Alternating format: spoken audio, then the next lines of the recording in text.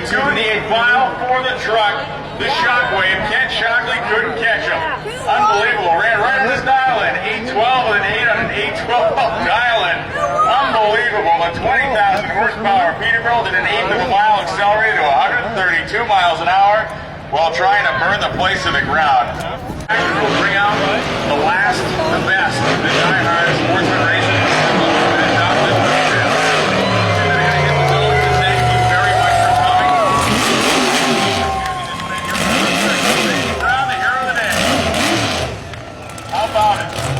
World's largest set of slicks, about 6 feet tall off the back of that thing.